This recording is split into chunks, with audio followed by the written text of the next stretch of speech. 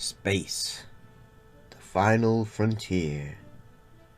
These are the voyages of a new Trekkie. My 5-year mission to search out Star Trek media, to seek out our fans and merchandise, to boldly go where no fan has gone before.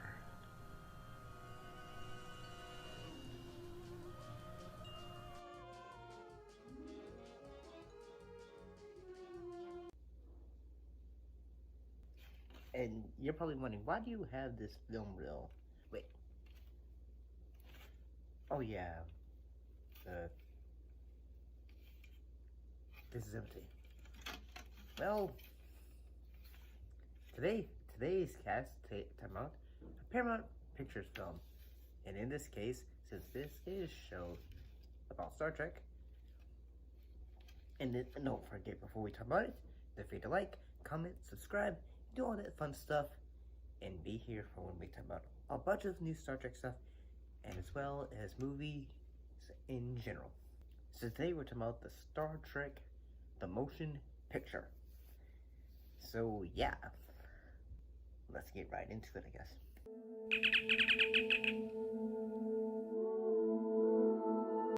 So most of the majority of the television cast from the show return in their roles. And for that matter, it feels kind of cool in the fact that it feels like you've gone from like high school after the show had been canceled 7 years ago, and then you're going back to seeing everyone like in college and all that after graduation. So we have two new actors who are new to the franchise. In this case, actress Perseus Kambata as Ilya, the Delton navigator of the Enterprise, and Steve Collins as Willard Decker, the new captain of the Enterprise in the beginning. The one thing that I really like about this film is the fact that, well, a composer that I really like and love, Jerry Goldsmith. He returns to the branch. Well, he composed the film. He didn't return because this is the first Star Trek film. So, what was the story of Star Trek the Motion Picture about? Well, in the film, a mysterious and powerful, alien cloud known as Verger. It comes and starts to approach Earth, and everyone's like, what is it? It's starting to destroy everything. We need to figure out what it is. So, Admiral James T. Kirk, he comes back, and it comes back onto the Enterprise because it's my old ship, so yeah. And then he decides to say, okay, I'm going to take charge of this. I'm going to get charge of this mission. An alien object of unbelievable destructive power is less than 3 days away from this planet. The only starship in interception range is the Enterprise. Ready or not, she launches in 12 hours. And figure out what is the origins of this alien. A lot of critics, probably at the time, and, probably thought, okay, the effects are great. They really are. But in honesty, it feels like even though that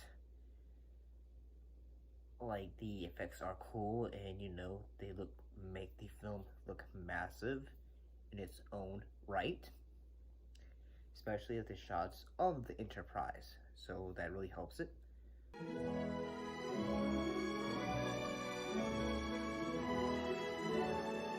However, in my opinion, that even though they have these long great shots of the ship and all that, it can be kind of say, okay, we get it, the ship is big, it looks grand.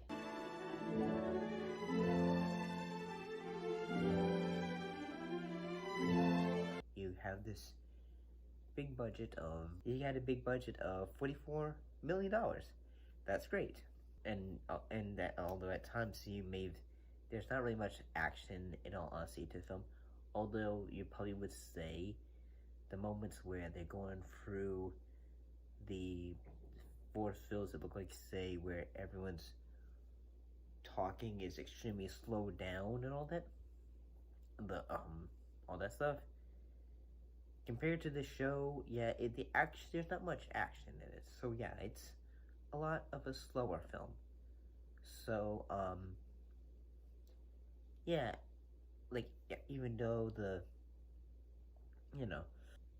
even though it had like big box office results of $135 million, Paramount thought, well, we're gonna scale it back come the sequel. Owned by Gene Roddenberry. Yeah, we don't want you involved in this next time, okay? We love the fact that you created this show and all this stuff, but yeah, we're gonna let you do something else, okay? This is what it kind of feels like. I mean, you did a great job, honestly, on that, on the reasons like why, explaining a bit of the story. I mean, I will say that I like the fact of the, reveal of what the ship is, and the fact it's just coming back to Earth to say, hey, we got knowledge for you. And Decker fulfills his purpose, along with Ilya, to become two life forces that are going to go and give knowledge to the humans.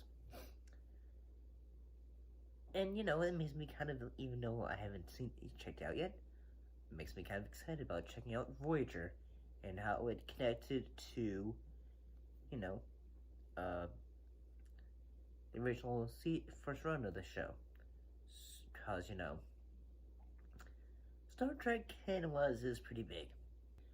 And one of the reasons why is, from like my understanding, it's the reason why Star Trek The Motion Picture actually ended up happening was because science fiction films at the time were becoming profitable, and good old Paramount Pictures, they thought,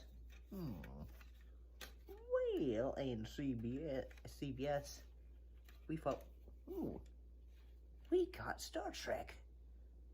Let's make a film about that. And yeah, so I guess that's what happened, and they did all that. However, do I really enjoy the film?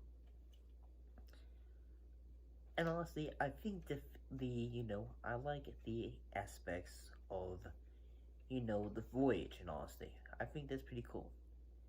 The concept of, trying to find the ship that is headed straight towards Earth is pretty cool, honestly. But I still feel like it would have been cool to, like, say, hey, what if there was an opposing ship that would have gone to try to destroy the Force, because I think this Force thing is, this whole Voyager is a threat. We need to take it out. Yeah, the plot twist is the alien ship is the ship Voyager. So, yeah, honestly, I will say, even though I found the film can be quite slow, I still think the acting's pretty good, honestly. Honestly, if I'm gonna be kind of honest, I feel like The Wrath of Khan is, a better, more film to check out too. But what do you guys think? What are your thoughts on Star Trek The Motion Picture? Put your thoughts in comments down below and let me know. And as always, if you're watching, and I'll see you next time.